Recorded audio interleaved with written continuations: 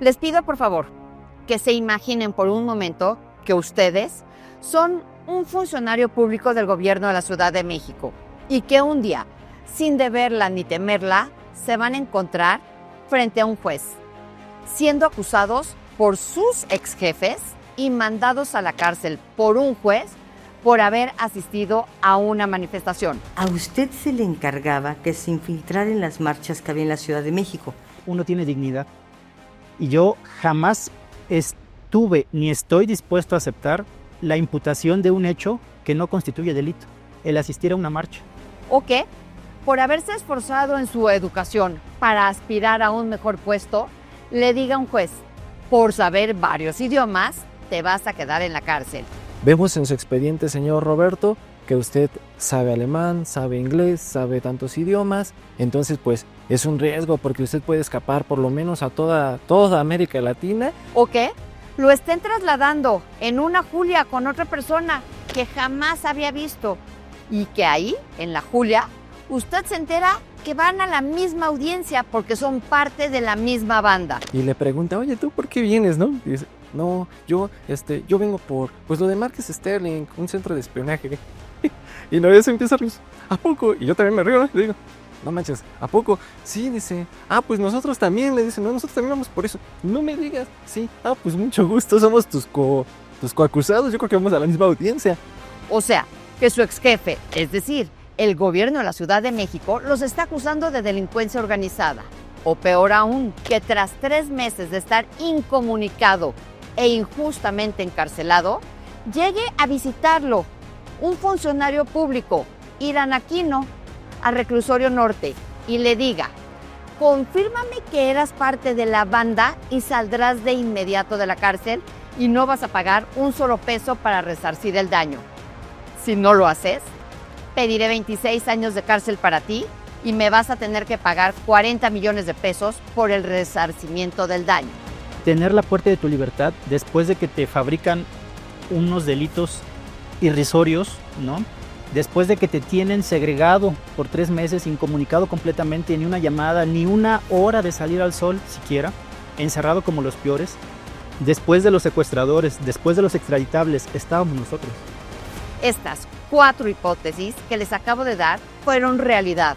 Una terrible realidad de 14 exfuncionarios públicos, quienes fueron injustamente acusados por el gobierno de Sheinbaum como jefa de gobierno, Ernestina Godoy como fiscal y Santiago Nieto como jefe de la UIF. ¿Y todo esto para qué? Para decirnos que ellos eran diferentes, que iban contra la corrupción y la impunidad. El caso Marques Sterling es un caso creado por Santiago Nieto, Ernestina Godoy, cargado de ilegalidades, injusticias, persecuciones y hasta la muerte de uno de los 14 perseguidos. ¿Para qué? Para que tuvieran ahí, en el gobierno de la Ciudad de México, un teatro judicial contra el ex jefe de gobierno, Miguel Ángel Mancera. La Fiscalía General de Justicia de la Ciudad de México informó ayer que nuestros ministerios públicos formularon imputación contra José Roberto N.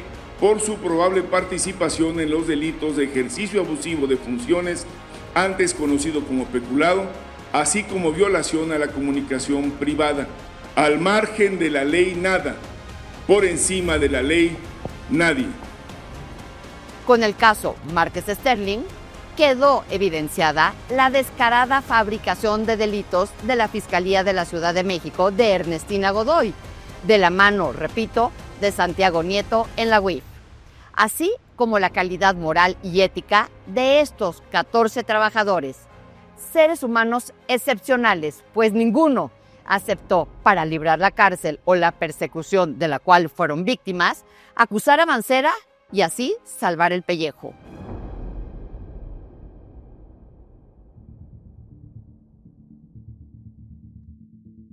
Recién llegados en el 2018, Sheinbaum, Godoy, Nieto y demás peones inventaron que Mancera tuvo del 2012 al 18 un centro de espionaje en un edificio del gobierno de la Ciudad de México ubicado en la calle Marques Sterling en el centro histórico de la Ciudad de México. Que ahí espiaban no solo a Andrés Manuel, sino a Sheinbaum y a muchísimos otros políticos de Morena. Vamos, a sus adversarios políticos.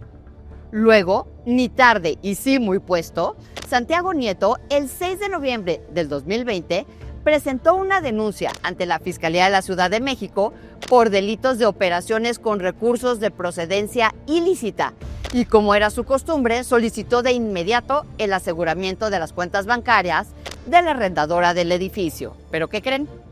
Que el agente del MP, Daniela Beatriz Hernández Díaz, me pongo de pie ante ella, determinó no congelar las cuentas sin antes realizar las investigaciones pertinentes y citó a declarar a la dueña del edificio. Vamos, como se hacen las cosas, o se deberían de hacer.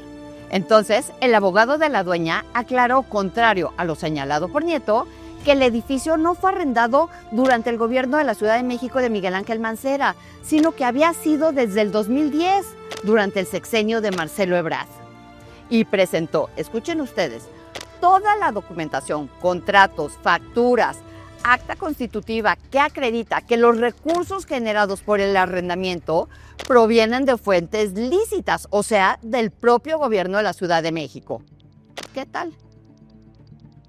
Y tras analizar toda la documentación, esta mujer, Daniela Beatriz, la agente público del Ministerio Público, solicitó el 9 de mayo del 2021 el no ejercicio de la acción penal. Acto seguido, la Fiscalía objetó y dijo hay que hacer más investigaciones. ¿Pero qué creen? Que nuevamente en julio del 2021 se vuelve a proponer el no ejercicio de la acción penal. ¿Pero qué creen? Agárrense. Pues 2 días después, la Fiscalía de Ernestina conmina a la gente del MP a encuadrar los hechos señalados por Nieto en otros delitos como peculado, violación de las comunicaciones privadas y delitos electorales o fraude. Y no solo eso, sino que de forma intimidatoria la Fiscalía comenzó a investigar y acosar a esta mujer, a la Ministerio Público, así de rudos. Y ante la negativa de esta mujer para ceder a las presiones, para fabricar delitos sin sustento ni datos de prueba mínimos, la Fiscalía le ordenó abandonar el tema y se lo dieron a un agente del MP de nombre Irán Aquino Solís. Este agente, Irán Aquino, presto y veloz, rearmó la carpeta de investigación y presentó como dato de prueba la declaración de un testigo anónimo. Y acto seguido se giraron las 14 órdenes de aprehensión. Para mantener a la ciudadanía al tanto de las investigaciones sobre una operación de espionaje posiblemente financiada con recursos públicos y ejecutada por funcionarias de la anterior administración capitalina, les informo. La madrugada de este viernes, personal de la Fiscalía de Investigación de Delitos Cometidos por Servidores Públicos dio cumplimiento a 2 órdenes de cateo y durante la ejecución de una de ellas aprehendió a Jesús Noé N., quien contaba con una orden de aprehensión por su probable participación en los delitos de violación de la comunicación privada y peculado. En junio del 2022 detuvieron a varios funcionarios públicos inocentes. Primero a Roberto Uribe y a Noé Torres. Luego fue Nicolás Pineda.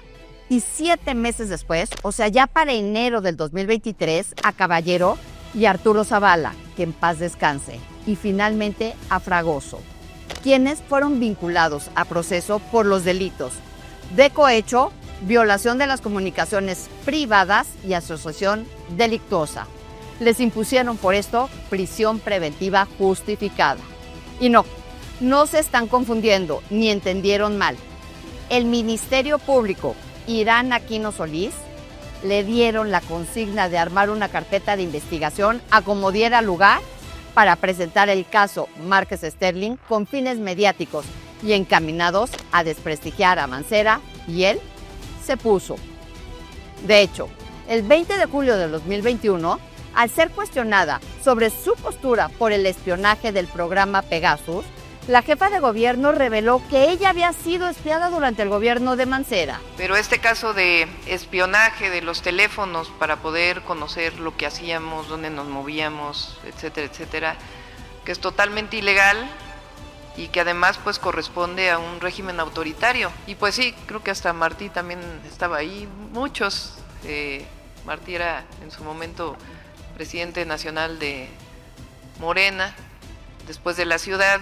y muchos estábamos espiados desde hace mucho tiempo. ¿Habrá una investigación en contra de la administración pasada por estas prácticas, doctora? Creo que sí hay una investigación. A ver, vamos a preguntarle a la fiscal.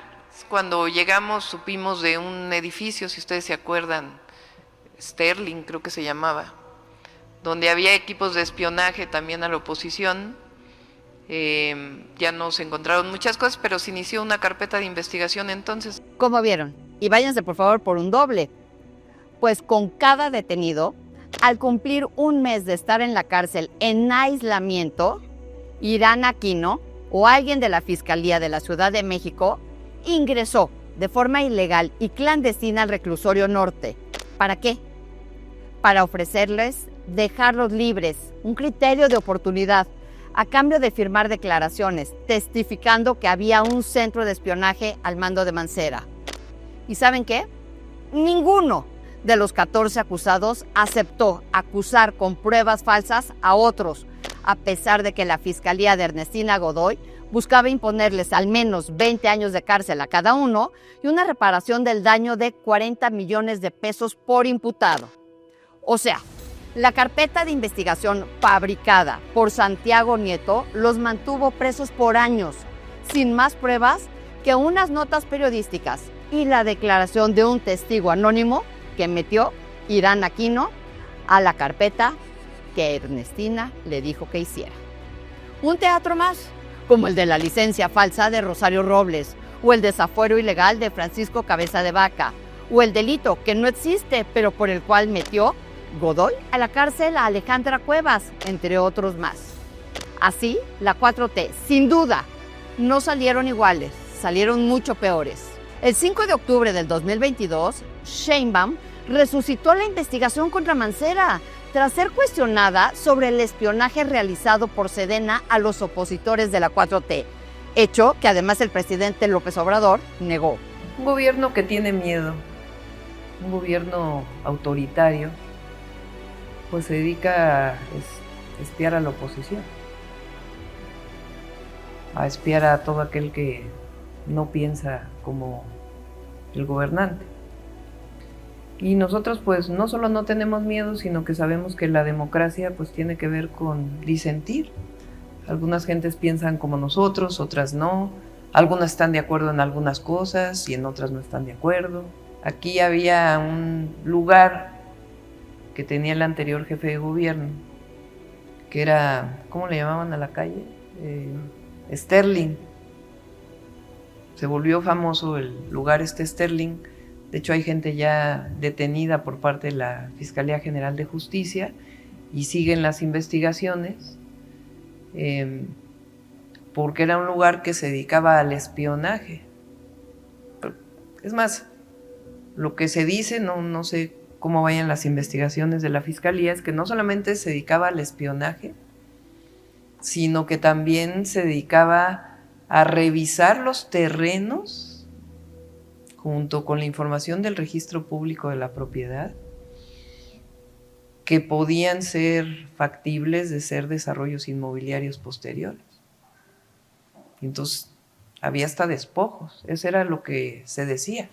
Increíble, pues a pesar de que el cabecilla o supuestamente el actor intelectual de este delito era Mancera, a él el gobierno de Sheinbaum nunca lo volteó a ver, no lo tocó. Lo que se hicieron fue perseguir a 14 hoy exfuncionarios públicos inocentes a modo de chivos expiatorios. Y de los 14 exfuncionarios públicos, déjenme decirles que 6 acabaron en la cárcel, otros más se ampararon y otros lograron escapar. De esos 6 que estuvieron en la cárcel, hoy aquí en La Otra Verdad están Nicolás Pineda, por el cual conocí a Roberto Uribe, y también está la memoria de Arturo Zavala, que en paz descanse, pues Arturo se dobló en la cárcel. Sí, no aguantó la infamia. Un juez lo sentenció a muerte, pues 15 días antes le pidió que le cambiara la medida cautelar y lo dejara irse a su casa o a un hospital, y este se lo negó. Hoy, un niño quedó huérfano por la persecución de Ernestina, de Santiago Nieto, en contubernio con ese juez. Nicolás, qué gusto verte en libertad, y no vestido de beige. Nunca se me va a olvidar cuando te vi, cuando estábamos afuera de la audiencia, en la que te dijeron que tú no eras culpable, que tú no debiste de haber estado en la cárcel, y te vi vestido de beige, a pesar de que ya no estabas en la cárcel, que te habían cambiado la medida cautelar. La impotencia que sentí en ese momento, todavía la sigo sintiendo, pero ya estoy mucho más tranquilo con mi conciencia, con cómo se han resuelto las cosas al favor de todos nosotros, y sobre todo porque yo ya no tengo por qué estar cargando con culpas que me estaban inventando. Prácticamente esta fabricación del caso completa, pues sí fue en su momento dolorosa, difícil de digerir, sobre todo por el daño que causó no tanto a mí, sino a los familiares, a los amigos y a todas las personas que se involucraron, y que incluso culminaron con el triste fallecimiento de una persona a causa precisamente de esta fabricación de carpetas. Tú en un juzgado escuchaste: usted sabe idioma, señor, está muy bien preparado, mejor lo voy a meter, ¿no?, en prisión. Es correcto. Ahorita me hiciste recordar el momento exacto y yo tampoco lo podía creer. Efectivamente, a mí se me decretó prisión y se me dijo que no podía de ninguna manera llevar el proceso por fuera, más allá de que no había ningún elemento sobre algún posible delito que perseguir. Lo justificaron argumentando: vemos en su expediente, señor Roberto, que usted sabe alemán, sabe inglés, sabe tantos idiomas, entonces pues es un riesgo porque usted puede escapar por lo menos a toda América Latina y a partes de Europa, y ya no digamos más. Ellos criminalizaron el conocimiento, criminalizaron el tener funcionarios capacitados en el gobierno. Y repito, no están confundidos. Es verídico. El gobierno de la Ciudad de México armó el caso del Márquez Sterling para desprestigiar e irse contra el gobierno de Mancera, a partir de una denuncia inicial hecha por Santiago Nieto como director de la UIF. Y aquí en el estudio está también el fiscal de Hierro, quien lleva la defensa de Nico y Roberto, entre otras víctimas de Santiago Nieto. ¿Cómo se politiza? ¿Cómo se inventa? ¿Cómo, utilizando la fuerza del Estado, se trata de imputar a gente inocente para, a su vez, ellos culpar a funcionarios públicos? En este caso, es evidente que Santiago Nieto, desde noviembre del 2020, presentó una denuncia a donde él, en su mente cochambrosa, porque así es, inventa que existía una organización para espiar a funcionarios públicos, fundamentalmente los de Morena, ¿no? Y empieza el calvario. ¿Qué pasa? Se va acreditando que no son responsables. Por fin se logra que algunos salgan con brazalete, ¿sí? Y entonces es cuando me ven a mí y yo presento 3 denuncias en la Fiscalía General de la República en contra de Santiago Nieto. Pero lo más increíble, Lourdes, estas denuncias 2 se presentaron en diciembre del 2023 y la tercera se presentó en febrero del 2024. No es que yo quiera golpear a la Fiscalía General de la República. No puedo golpear de donde yo nací. Pero sí tengo que denunciar que hasta el momento no nos han dado ni siquiera número de carpeta ni qué ministerio público la tiene. ¿Cuánto tiempo? Del 23 a la fecha. Y por sus mentiras, las de Santiago Nieto, a los 14 funcionarios públicos los acusaron primero de intervención de las comunicaciones privadas. Pero como no presentaron a ninguna víctima, sí, nadie fue a testificar. A mí me estuvieron interviniendo en mi celular. ¿Qué creen? Pues en la fiscalía se les hizo súper fácil cambiar a la víctima y decir que la nueva víctima era la sociedad. Pero, les pregunto, ¿la sociedad tiene comunicaciones privadas? Obvio no, así de cínicos. Segunda acusación, cohecho. Es decir, cohecho es robarse dinero del erario. ¿Y saben cómo lo documentó la Fiscalía de la Godoy para decir que ellos lo usaron en primera persona? diciendo que el gobierno de la Ciudad de México pagaba la renta del edificio donde ellos trabajaban. Irreal, por decirlo menos. Y pues, lo que le sigue es el tercero, asociación delictuosa, que era el obvio. Tras la detención de 2 exfuncionarios de la administración de Mancera, Sheinbaum aclaró en enero del 2023 que la detención de estos hombres no se trataba de una persecución política y expresó que habría 0 impunidad. Preferiría que lo explicara la Fiscalía, que la Fiscalía diera pues toda la información, ellos son los que lo tienen, por qué este centro de espionaje, a qué se deben estas órdenes de aprehensión, en fin, que pueda dar a la ciudadanía y a través de ustedes toda la información necesaria. Incluso usted fue víctima de estas prácticas. Sí, lo platicamos en alguna ocasión, que nos hicieron saber pues que estábamos bajo investigación. Pero es importante que sea la propia Fiscalía quien dé toda la información relacionada con este caso. 0 impunidad. 0 impunidad a la corrupción, 0 impunidad pues a los delitos en la ciudad. Involucra a la administración de Miguel Ángel Mancera. Ya ha habido cuestionamientos hacia el hoy senador de la República, líder de la fracción del PRD. ¿No lo atribuye, como él lo menciona, que es un hinchamiento político que está haciendo en su contra? Bueno, a ver, que lo explique la Fiscalía. Nosotros platicamos en su momento de qué se trataba el tema, pero quien tiene que dar toda la información es la Fiscalía. ¿Hay más involucrados que pues, nos pueda adelantar? No tengo información, yo creo que le corresponde a la Fiscalía darlo, es un asunto en todo caso penal y por lo tanto que lo informe la Fiscalía. Nicolás Pineda fue el primero en lograr el cambio de medida cautelar en septiembre del 2022 y también fue el primero en ser declarado inocente en enero del 2023. De hecho, y para entender lo que les pasó a estos funcionarios públicos, les cuento que asistió a su audiencia el 31 de enero del 2023 vestido de beige, como cuando lo conocí en el reclusorio norte. No lo podía creer. Entonces el juez ordena al director del reclusorio que me saquen. Y mi sorpresa es que pasa 1 hora, 2 horas, 4 horas, 8 horas, llega la noche, me regresan a la celda. No me sacan. Al otro día teníamos esa audiencia y me vuelven a llevar, esposado, junto con los demás imputados, preso. Y el juez dice, ¿qué sucede? ¿Por qué sigue usted con la misma ropa? ¿No se pudo cambiar? ¿O qué pasa? Señor, yo no he salido del reclusorio. Ah, seguramente le pusieron otra orden de aprehensión y por eso lo volvieron a meter. Señor, yo no salí del reclusorio, no he salido del reclusorio. El juez se molestó porque su orden, pues no se siguió. Y entonces pasé un día más, pues, privado ilegalmente de mi libertad. Nico, acompañado de su padre y un amigo, desmanteló una a una las acusaciones de la Fiscalía, sin que le temblara la voz y con la dignidad que te da saber y tener la verdad. Nicolás Pineda, ingeniero en informática, se le encargaba infiltrarse en las marchas de la Ciudad de México para brindar información de las marchas. Eso no es delito de comunicaciones privadas, de hecho ni de peculado.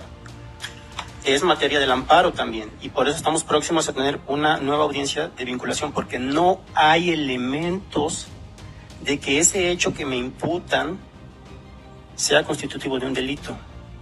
Para la lógica jurídica, por supuesto, para quien me acusa, el gobierno de la Ciudad de México, en aquel momento encabezado por Claudia Sheinbaum, está acusando a un ciudadano mexicano y lo mantiene preso desde hace 455 días por el hecho de asistir a marchas. Así lo dice la acusación.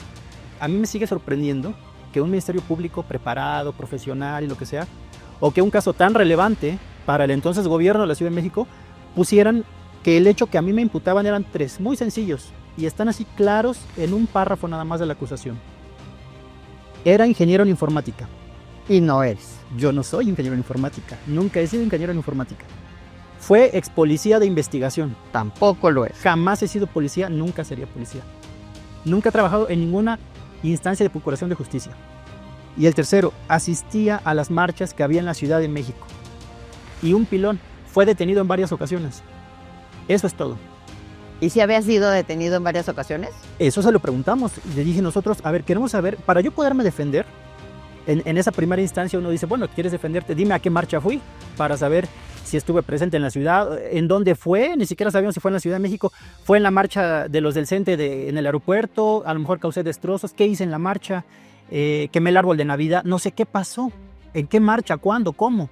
Se le preguntó directamente. Mi defensor le dijo, diga una circunstancia mínima de modo, tiempo, lugar para que el señor se pueda defender. No las tenemos acreditadas. Bueno, dice usted que lo detuvieron no una, en varias ocasiones. Yo le pregunté directamente también al Ministerio Público. Dígame una sola detención. Pues yo no recuerdo haber sido detenido en mi vida. En una audiencia, Nico le pidió al juez Héctor Fernando Rojas Pacheco denunciar formalmente a los fiscales, a Irán Aquino y a todos los demás, por la fabricación de pruebas que dejó al descubierto la desvergüenza con la que se manejó la justicia del caso Márquez Sterling. Yo no soy abogado, pero entiendo que el hecho de asistir, o pongámosle el sinónimo que guste, asistir, infiltrarse, participar, documentar, marchar en una manifestación, no actualiza el delito de peculado que habla de desvío de fondos públicos, mucho menos el de violación de comunicaciones privadas entre particulares. De hecho, no actualiza ningún delito del Código Penal de la Ciudad de México. El hecho de asistir a marchas, que es el hecho que se me imputa. El juez, que no dejaba de abrir los ojos, y Aquino de quererse meter debajo del escritorio, le dijo, usted está haciendo acusaciones muy graves. Y él le contestó, pues yo le digo, señor juez, que su error ocasionó que un inocente, es decir, él, estuviera preso 15 meses. Todo este entramado de fabricación de pruebas viene precisamente desde el Ministerio Público, Irán N. Yo le voy a decir Irán N porque el señor está denunciado. Y tendrá que pagar las consecuencias de sus actos. Ahora, actualmente reciente, dice él, no, pues ya mandé la carpeta archivo, nos dice. Como diciendo, ya con eso ya no les va a pasar nada, ya perdón, me equivoqué, no había elementos. Sí, señor. Usted claramente sabe que no había elementos, por eso ahora archiva la carpeta. Pero entonces, ¿por qué judicializó 3 años atrás si no había elementos? Al final le pregunté a Nico, ¿por qué si ya estaba en libertad, había acudido a la audiencia con su playera beige? Y su respuesta me dejó profundamente conmovida, porque no dejaba de sentirme preso hasta demostrar completamente mi inocencia y así desenmascarar las mentiras de Godoy. Ese miércoles 31 de enero del 2023, Nico escuchó que no sería vinculado a proceso por ser inocente y porque las acusaciones en su contra no se podían sostener. ¿Cuántos días estuviste en la cárcel? Uy, estuve 1 año 8 meses, un poquito más, yo creo. ¿Cuál fue tu peor día de la cárcel? Pues yo creo que de mis peores días en la cárcel evidentemente fue aquellos momentos que se debían de haber pasado en familia, porque como bien dijo mi compañero, efectivamente todo se te viene encima y piensas muchísimas cosas. Piensas, ya no voy a salir de aquí, y entre tantas amenazas, porque nos iban subiendo las penas. Empezaron en 22, bueno, en el caso de él se quedaron así, pero a mí en lo particular y a Noé y a otros, nos cumplieron otra orden de aprehensión justificando una supuesta asociación delictuosa. Y nos dijeron, no, es que ya no van a ser 22, su señoría, ahora van a ser 34 años. Pero eso lo hicieron en enero, a raíz de que nos negamos en repetidas ocasiones a lo del criterio que nos ofrecieron. A Roberto Uribe lo contactó en su momento Felipe Bobadilla Riva como representante de la UIF. Y lo que ustedes escucharán van a decir que es inventado, pero todo está documentado. La reunión fue el 2 de agosto del 2021, aproximadamente a las 5:30 de la tarde, en un café que se llamaba Que Pedro Pablo, en la Roma Norte. Con una actitud nefasta, me dice Roberto, y sin verlo a los ojos, le dijo que la UIF estaba investigando hechos sucedidos en el edificio de Márquez Sterling. Y acto seguido le dijo, te vamos a dar la oportunidad de sacarte de la carpeta. Sí, de la carpeta de investigación. Necesitamos que nos digas nombres de personas y que nos digas qué es lo que hacían en ese edificio y que nos comentes cómo es que hacían tales cosas en contra de personajes diversos de la política. Roberto, sin poderlo creer, le contestó, no sé de qué me estás hablando, ni siquiera sé de ese edificio. En los 7 tomos de la carpeta no existe un solo señalamiento de ubicación o liga de ese edificio en contra de Roberto. No hay nada. La reunión terminó más o menos a las 7 de la noche y este señor terminó diciéndole, tú me vas a firmar un documento donde yo te voy a decir a quién vas a señalar, porque yo no voy a regresar con mis jefes a poner mi cara de tonto. Roberto Helado dice, ¿a quién quieres que señale? Y me dice, pues al jefe de gobierno y a otros personajes. ¿Cómo crees? si ni siquiera tengo trato directo con ellos? Y le contestaron, pues no te preocupes, nosotros vamos a hacer el escrito y tú nada más lo vas a firmar y te vas a presentar a ratificar y a declarar. Y terminó la reunión con una amenaza. Si tú no quieres cooperar, te vamos a girar una orden de aprehensión. Y se la cumplieron. Tú me has platicado que es muy difícil seguir adelante, que te ha costado mucho por cómo te estigmatizaron. Ah, sí, no, a mí me pusieron, bueno, hasta internacional, porque a mí me vendieron como el jefe de la sección de espías de jefe de gobierno. Entonces, me sacaron videos y como fui también el primero junto con mi otro compañero, ¿no? No, pues se dieron vuelo.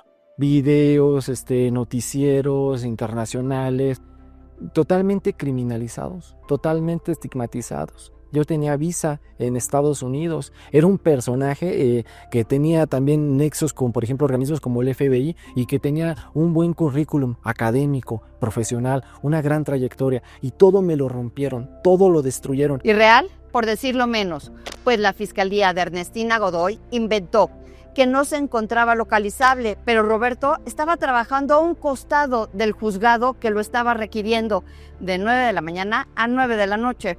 El Ministerio Público durante la audiencia de vinculación dijo, sí, el señor efectivamente aquí trabaja, si no me equivoco, su señoría, aquí al lado, aquí es su lugar de trabajo, para justificar el arraigo laboral y justificar que yo era un riesgo porque yo tenía acceso a equipos especializados, a la institución de la Fiscalía, que yo podía amenazar y coartar, coaccionar. Y luego me dicen, además el señor desacató las citaciones. ¿Pero qué citaciones? Mi abogado le dijo, están citándolo a un domicilio que aquí en su propia carpeta dice desde el 2016. Él avisó que se cambió de domicilio desde el 2016. Aquí lo tienen. ¿Por qué le mandan al domicilio pasado? Ahí se ve el dolo y el propósito, que es algo que tienen ahorita las fiscalías y lo hacen muy común. Fingen citatorios. Fingen porque pegan, toman foto, lo quitan y se retiran. Y ya con ese argumento dicen, no te localicé. Fue acusado de ejercicio abusivo de funciones y de violación de las comunicaciones privadas y posteriormente de asociación delictuosa. Los primeros 20 días lo tuvieron en total incomunicación y exactamente al día 21 le ofrecieron un criterio de oportunidad. Llegó Roberto Aguas y el entonces fiscal de servidores públicos. Fueron ellos los que en la sala de juntas del director del reclusorio, ellos me llamaron y lo recuerdo y me dice el entonces fiscal de servidores, comandante, ¿cómo está? En atención a que ustedes de casa le venimos a dar la atención y yo me acuerdo que me dijo, ¿de casa? ¿Atención? Esto es dar la atención después de 20 días de tenerme incomunicado porque fue el día 21. Lo recuerdo muy bien. Y vienes y me dices, es que como eres de casa te vamos a dar esta oportunidad. Yo lo escuché nada más unos momentos y me empezó a decir, es que mira, comandante, tú eres también de casa y dinos a todos los que quieras tú señalar, y hasta me dijeron, no tiene por qué ser el jefe de gobierno únicamente, tú dame mandos, lo que yo quiero es, tú señálame mandos, señálame elementos de la fiscalía que nosotros podamos meter aquí. A Roberto Uribe, el juez de control que lo vinculó a proceso, no lo vinculó por lo que le imputaba la fiscalía, sino porque dijo que él manejaba un centro de tuiteros de bots. Roberto ganó un amparo el 31 de agosto del 2023, y como la fiscalía lo impugnó, pues siguió injustamente encarcelado.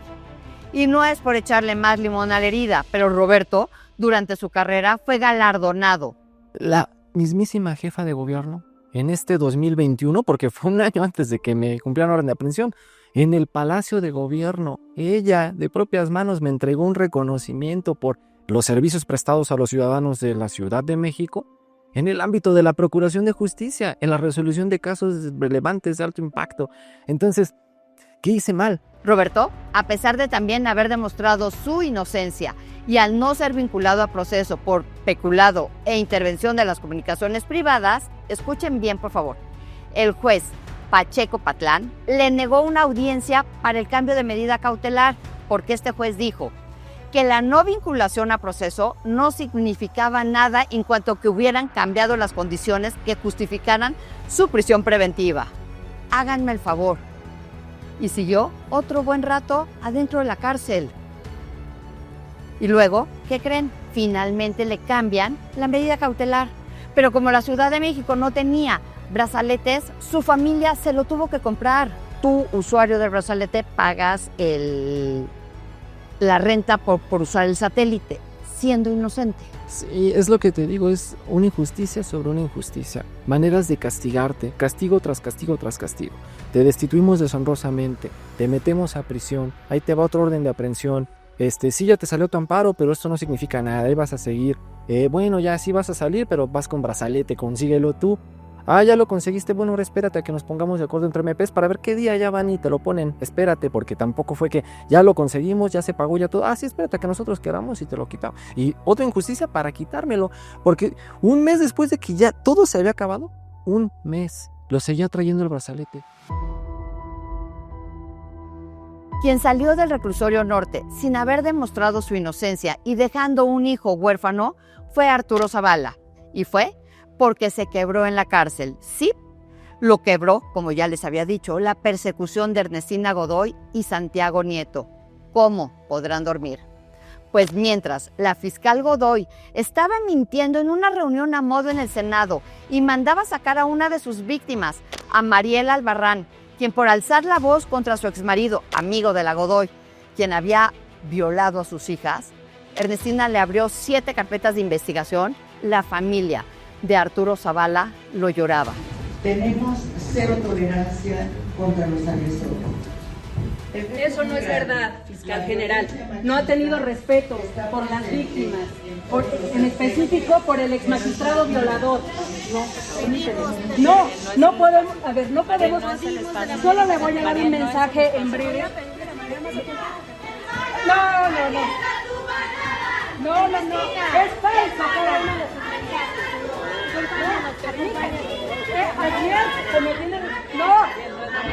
No se preocupe, aquí arriba vamos a dar los verdaderos datos.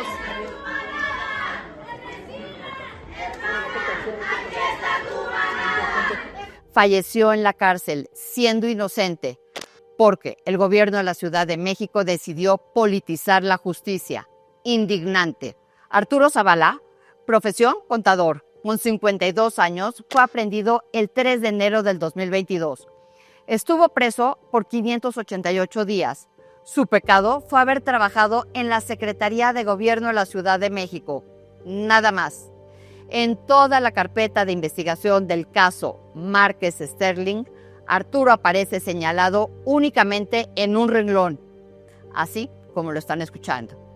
En esa carpeta, a un testigo a modo de la Fiscalía aseguró que Arturo laboraba en el C5 del Congreso y que desde ahí manipulaba las cámaras de toda la Ciudad de México para darle esa información al entonces jefe de gobierno. Y a pesar de que en la misma carpeta la Fiscalía solicitó información a la Secretaría de Gobierno y esta respondió que Arturo, escuchen bien, nunca trabajó en el C5 y que laboraba en otro edificio, la fiscal Ernestina Godoy determinó involucrarlo, apostándole a que terminaría rindiéndose y aceptando un juicio abreviado, y le impuso la prisión preventiva por un delito que no lo ameritaba. 15 días antes de su muerte, la defensa de Arturo solicitó un cambio de medida cautelar debido a que su salud se estaba agravando. El juez, Enrique Garrido García, le negó el cambio de medida, sin tocarse el corazón.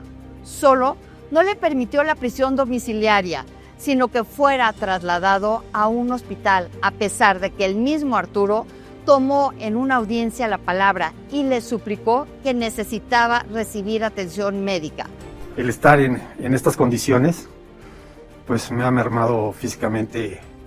El mal que tengo en los intestinos ya es de 2 semanas y media,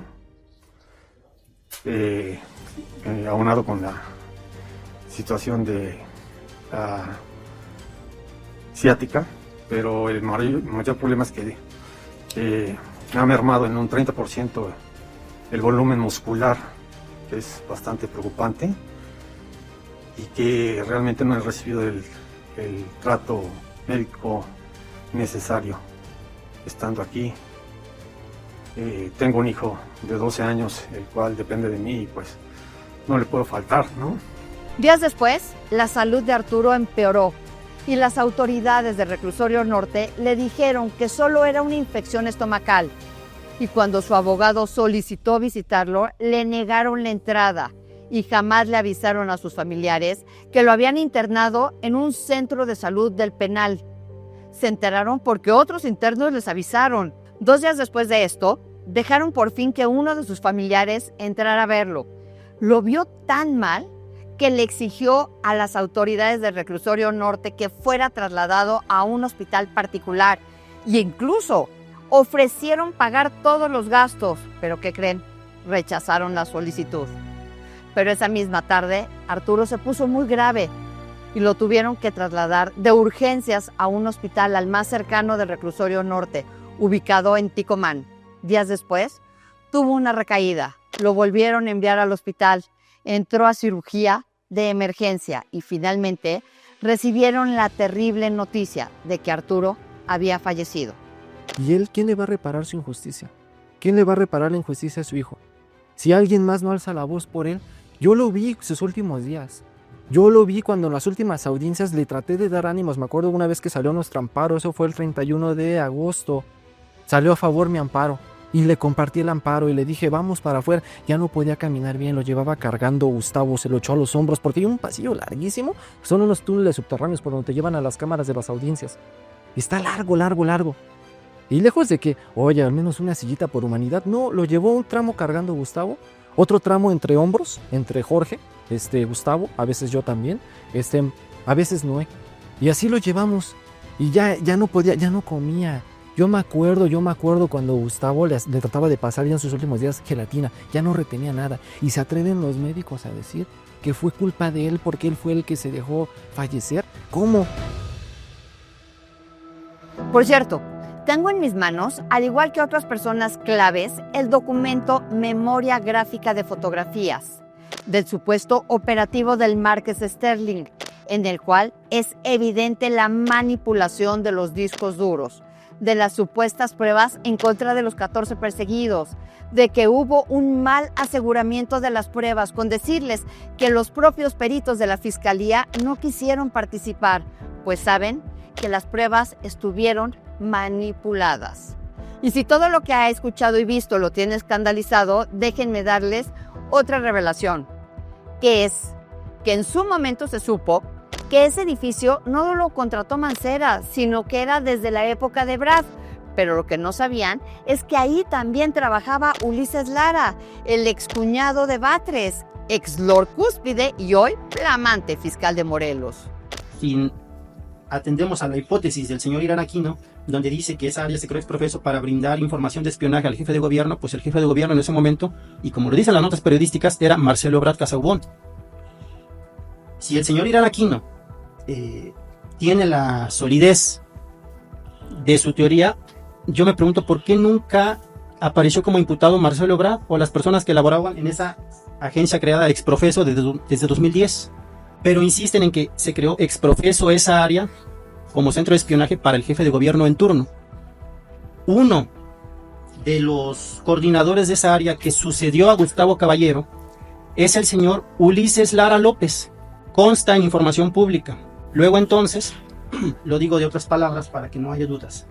El señor Irán Aquino Solís, agente del Ministerio Público adscrito a la Fiscalía de Investigación para Delitos Cometidos por Servidores Públicos, realizó una ardua investigación y tiene una hipótesis en donde indica que se creó una área de espionaje en el sexenio de Marcelo Ebrard y que el señor Ulises Lara era espía de la jefa de gobierno Claudia Sheinbaum. Esa es la hipótesis que él pone en la carpeta de investigación y de la cual, por supuesto, yo no comparto. El caso Márquez Sterling muestra la miseria humana cuando se politiza la justicia. Los fiscales María Luisa Gadar, Roberto Aguas Becerra, Irán Aquino Solís, Tania Valesca, Yedemir Cervantes y Ángel Campos manipularon y fabricaron datos para incriminarlos, a pesar de que las audiencias quedaron grabadas con audio y video. Y fue la 4T, en los tiempos de López Obrador y de Sheinbaum, quienes acabaron con el Poder Judicial Federal por sus venganzas. ¿En serio? ¿Con qué cara? Si Godoy es hoy su consejera jurídica y a Nieto, aunque debilitado, lo tienen trabajando en el INPI. Pero ¿qué tal dicen que la elección del Poder Judicial Federal fue Todo un éxito. ¡Qué poca vergüenza tienen estos cuatroteros!